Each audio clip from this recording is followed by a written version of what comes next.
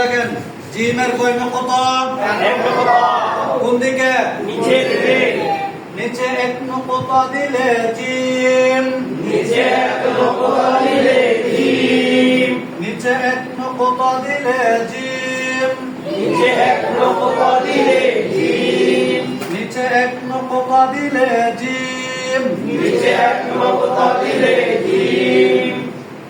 আপনাদের স্লাইডের ডান দিক থেকে এইভাবে লিখতে থাকেন, পড়তে থাকেন। উস্তাদের কাজ লিখে দেওয়া।